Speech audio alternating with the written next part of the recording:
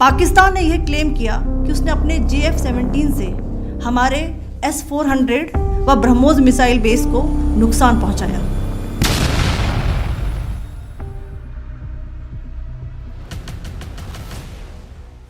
ये कोई सामान्य सैन्य कार्रवाई नहीं थी। ये एक ऐसा गुप्त ऑपरेशन था जिसकी भनक तक दुश्मन को नहीं लगी, और जब तक कुछ समझ आता भारत ने उन्हें उन्हीं की जमीन पर मात दे दी थी। इसे कहते हैं ऑपरेशन सिंदूर। भारत और पाकिस्तान के बीच संघर्ष कोई नया नहीं है। सालों से दोनों देशों के बीच सीमाओं पर तनाव, कूटनीतिक खींचतान और सैन्य झड़पें चलती रही है। लेकिन कुछ युद्ध ऐसे होते हैं जिनकी गूंज सिर्फ रणभूमि में नहीं बल्कि इतिहास के पन्नों में हमेशा के लिए दर्ज हो जाती है। ऑपरेशन सिंदूर अभी कुछ ऐसा ही मिशन था, एक ऐसा अभियान जो पूरी तरह गुप्त था, सुनियोजित था और अपने पीछे दुश्मन के होश उड़ाने वाला संदेश छोड़ गया। ये कहानी शुरू होती है 2020 के उन दिनों से, जब पूरी दुनिया कोरोना वायरस के कारण ठहर सी गई थी। भारत भी इस वैश्विक संकट से जूझ रहा था, लेकिन इस आपदा की आड़ में पाकिस्तान ने एक बार फिर अपनी हरकतें शुरू कर दी थी। खुफिया एजेंसियों की रिपोर्ट्स बता रही थी कि पाकिस्तान के कब्जे वाले कश्मीर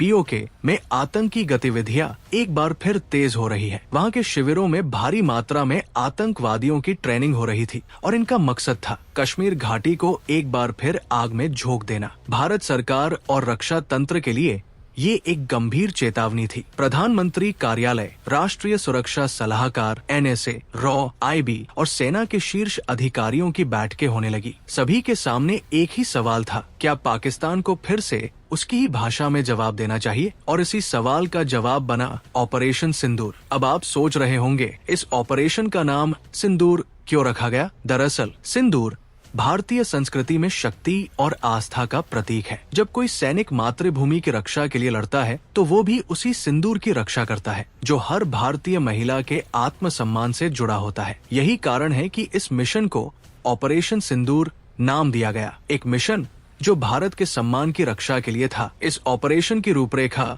बेहद गोपनीय रखी गई। इसमें शामिल सैनिकों को तक उनके अंतिम लक्ष्य के बारे में तब तक कुछ नहीं बताया गया जब तक वे LOC के बिल्कुल करीब नहीं पहुंच गए। भारतीय सेना की स्पेशल फोर्सेस की एक टुकड़ी को चुना गया। इन्हें विशेष ट्रेनिंग दी गई, नक्शों पर संभावित आतंकवादी ठिकानों की पहचान कराई गई और उन्हें ऐसी तकनीकी सहायता दी गई जो दुश्मन की नजर से बचा सके। मौसम खराब था, चारों तरफ घना कोहरा था, लेकिन यही भारतीय सेना के लिए सबसे बड़ा कवर बन गया। LOC पार करने के बाद भारतीय कमांडोज बेहद सटीक दिशा में आगे बढ़ते रहे। उनके पास हाईटेक उपकरण, सैटेलाइट कम्युनिकेशन और थर्मल इमेजिंग सिस्टम था, जिससे उन्हें रात के अंधेरे में भी दुश्मन के मूवमेंट्स का अंदाजा होता रहा। इस पूरी कार्रवाई में भारतीय सेना ने 3 बड़े आतंकी ठिकानों को पूरी तरह नष्ट किया। इन ठिकानों में भारी मात्रा में हथियार, गोला बारूद और संचार उपकरण मौजूद थे, जिन्हें आतंकवादी भारत के खिलाफ प्रयोग करने वाले थे। हमारे जवानों ने इतनी सफाई से ये कार्यवाही की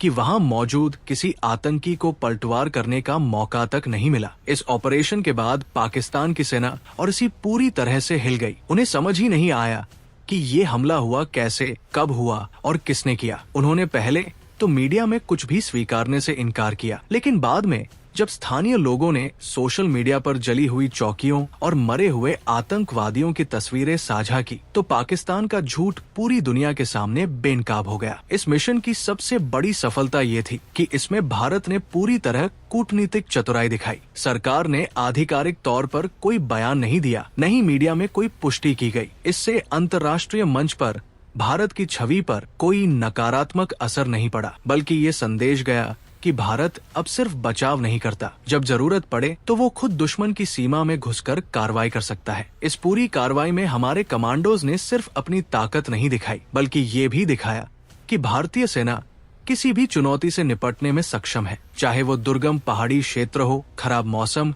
या अंधेरी रात। एक एक कदम सोच समझ कर रखा गया, एक एक गोली का सही इस्तेमाल हुआ और एक एक लक्ष्य सटीकता से भेदा गया। ऑपरेशन सिंदूर की खास बात ये थी कि ये सिर्फ एक सैन्य कार्रवाई नहीं थी, ये भारत की नई रणनीतिक सोच का प्रतीक था। भारत ने ये साफ कर दिया कि अब अगर पाकिस्तान सीमा पार से आतंक भेजेगा तो भारत केवल प्रतिक्रिया नहीं देगा बल्कि कार्रवाई करेगा, और वो भी इतनी चुपचाप कि जब तक दुश्मन को खबर हो तब तक सब कुछ खत्म हो चुका होगा। इस ऑपरेशन की सफलता में सबसे बड़ा योगदान उन गुमनाम नायकों का रहा। हमारे वो सैनिक जिनके नाम आज भी किसी को नहीं मालूम, लेकिन जिन्होंने भारत माता के सम्मान की रक्षा के लिए अपने प्राणों की बाजी लगाई। कुछ वापस लौटे, कुछ वही अमर हो गए, लेकिन उनकी वीरता हमेशा हमारे दिलों में जिंदा रहेगी। इस ऑपरेशन के बाद भारत ने सीमावर्ती क्षेत्रों में निगरानी और भी कड़ी कर दी। ड्रोन सर्विलांस, सैटेलाइट इमेजिंग और इलेक्ट्रॉनिक इंटेलिजेंस को अपग्रेड किया गया। साथ ही जम्मू कश्मीर में सुरक्षा बलों को अलर्ट रहने के निर्देश दिए गए ताकि आतंकवादियों के किसी भी दुस्साहस को वही कुचल दिया जाए। हालांकि ऑपरेशन सिंदूर के बाद पाकिस्तान की तरफ से ये कहा गया कि भारत उनके क्षेत्र में घुसपैठ कर रहा है, लेकिन ये वही देश है जिसने खुद बालाकोट, उड़ी और पुलवामा जैसे हमलों के बाद भी सच्चाई से आंखें चुराई। लेकिन भारत की नई नीति साफ थी, अब शब्दों से नहीं, सिर्फ कार्रवाई से जवाब मिलेगा। आज भी जब सेना के गलियारों में ऑपरेशन सिंदूर की बात होती है तो ये एक मिसाल की तरह पेश किया जाता है। ये ऑपरेशन न केवल सैन्य दृष्टि से बल्कि रणनीतिक, राजनीतिक और मनोवैज्ञानिक दृष्टि से भी एक ऐतिहासिक कदम था।